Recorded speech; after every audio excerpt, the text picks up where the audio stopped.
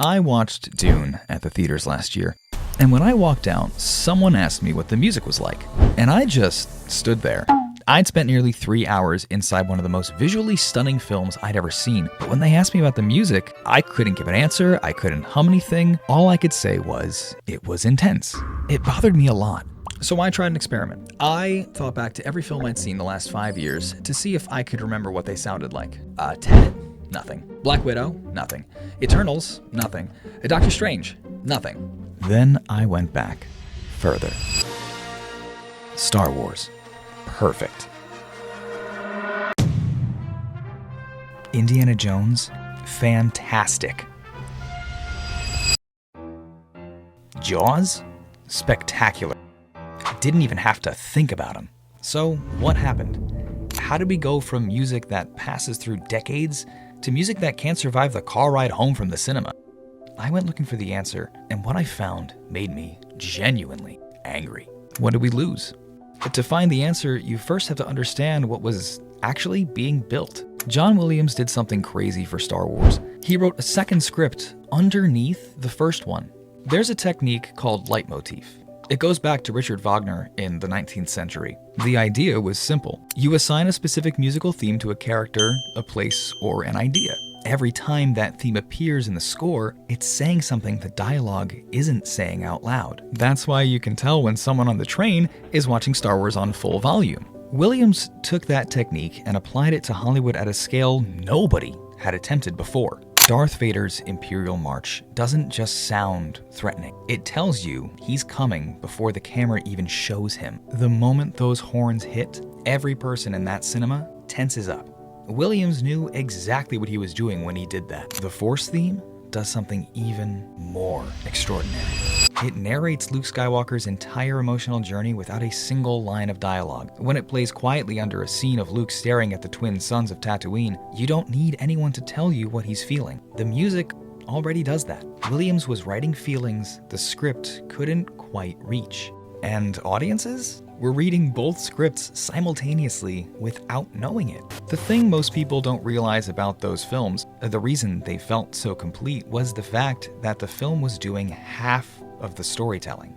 You were getting information via two mediums at once, and one of those channels went straight past your brain and directly into your nervous system.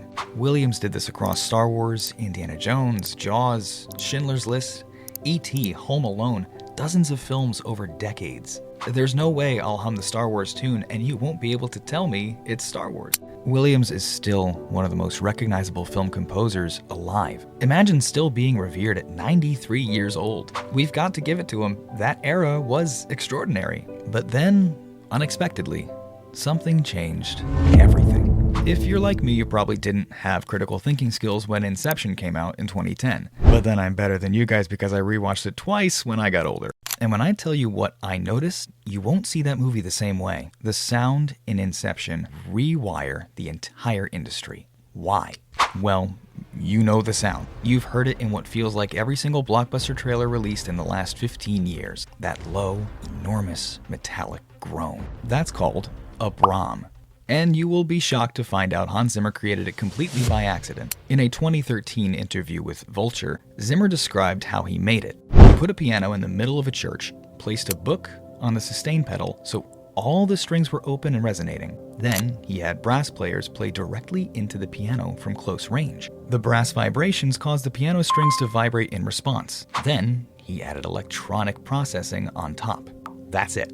That's the sound that changed everything. The sound that came out wasn't musical in the traditional sense. It didn't represent a character, it didn't tell you anything about the story. What it did hit was your nervous system.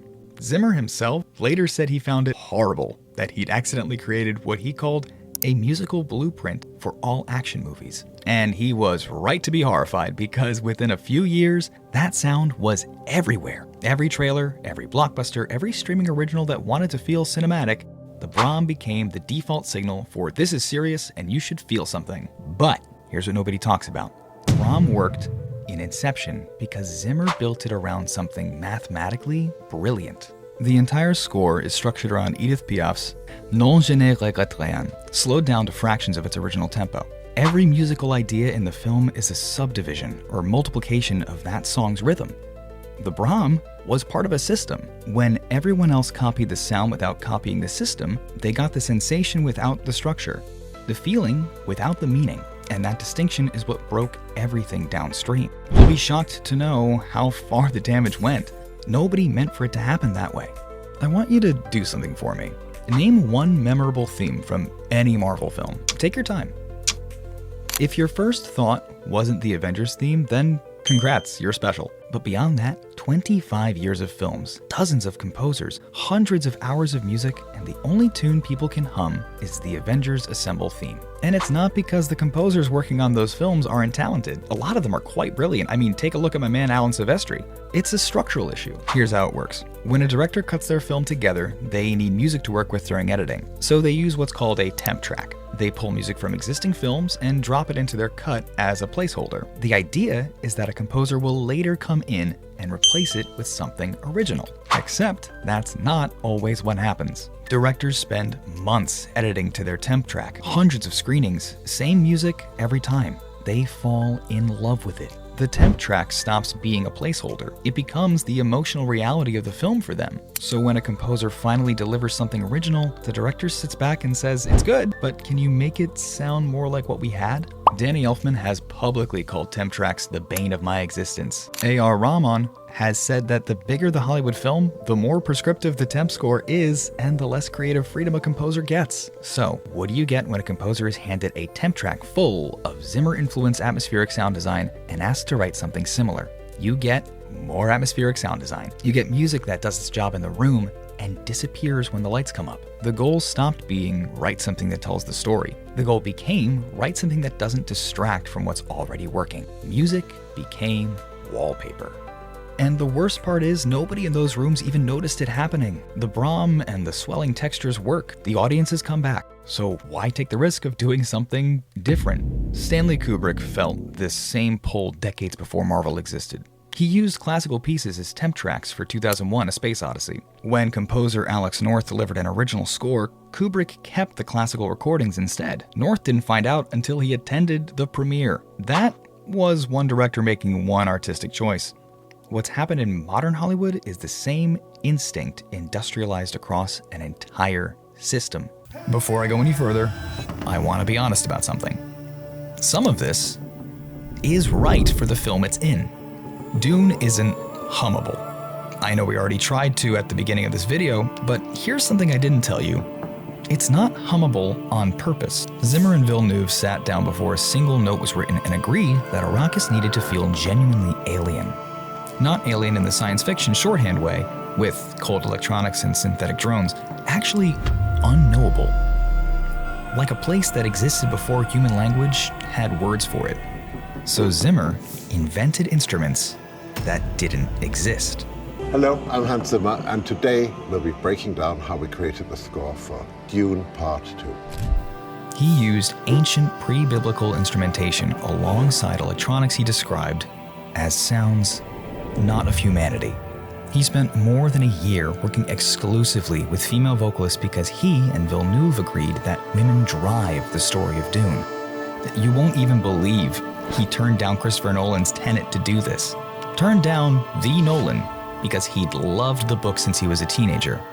Well, who am I to judge? Zimmer told The Hollywood Reporter, "I knew just by the way he was asking, knowing him, that he was making the same movie that I was making in my head." The Brahm in Inception worked because it was doing something specific to your perception of time that a melody structurally couldn't do. The Dune score works because it would be wrong for Arrakis to feel familiar. The technique isn't the problem. The problem is that it became the template regardless of whether the film needed it. A tool became a default.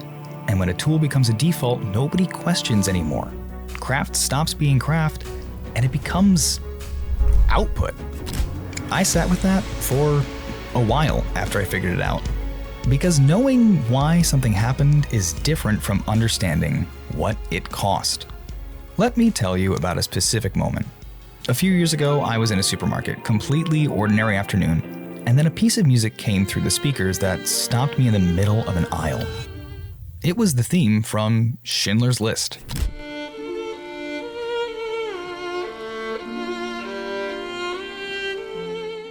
I hadn't heard it in years. I hadn't thought about it, and when I heard it again, I felt the grief of that film return so completely that I had to stand still for a moment.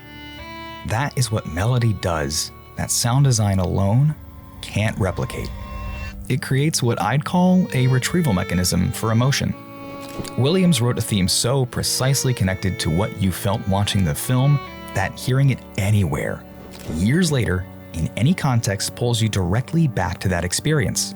4 notes, and you're sitting in that cinema again feeling exactly what you felt the first time. Modern scores serve the moment and disappear with it. The music does its job while the film is playing, and then it's gone. You walk out having felt something real, but there's no melody attached to it. No 4 notes to carry it with you. No retrieval mechanism. You can't hum your way back to a feeling. And I think that's the real cost of what's happened. It's not that modern film music is bad. A lot of it is technically extraordinary. It's that it doesn't follow you home. Williams once described his goal simply as writing music that served the film and connected with audiences emotionally. What he built was music that kept connecting long after the film was over. That's a different achievement entirely, and it's the one we've quietly stopped asking for. Now, if you're like me, you're probably asking a very important question. Is anyone bringing it back? I'll be honest, I didn't expect the answer to be yes. Ludwig Göransson won 2 Academy Awards for Best Original Score. Black Panther in 2019, Oppenheimer in 2024. For Black Panther, he did something that surprised me. He traveled to Senegal and spent months with local musicians learning the talking drum.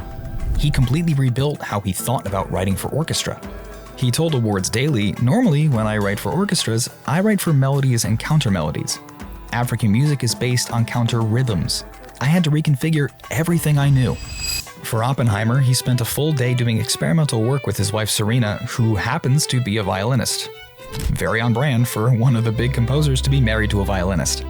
At the end of an exhausting session, he arrived at what he described as a simple melody, with a bass line under it. He said Serena played it with an incredibly intimate, beautiful tone. That tiny moment became the emotional heart of a score that won him his 2nd Oscar. Nicholas Britell wrote the Succession theme by sitting at an out-of-tune piano and finding a chord progression that felt, in his words, very, very 1700s. He deliberately kept the piano detuned and mixed the bass too loud because the dysfunction of the Roy family had to be in the music itself. He told NPR, when things sound right for the Roy family, it's wrong. That theme became what some critics called the defining TV theme of the 21st century. You can hum it right now, 5 years after first hearing it. It still finds people. Göransson and Britell are proof the appetite is still there. But they're the exception. The system around them hasn't changed. Most films still don't survive the car ride home. Next time you walk out of a cinema, try the test. Try to hum something. If you can, that composer did more than their job. If you can't, ask yourself what the music was actually there for. Because music that doesn't survive the film was only ever a prop.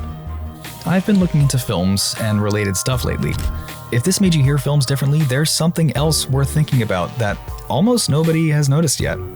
It has to do with Nolan's secret formula in filmmaking, and we'll be covering it in our next video. Trust me, you don't want to miss it. See you there.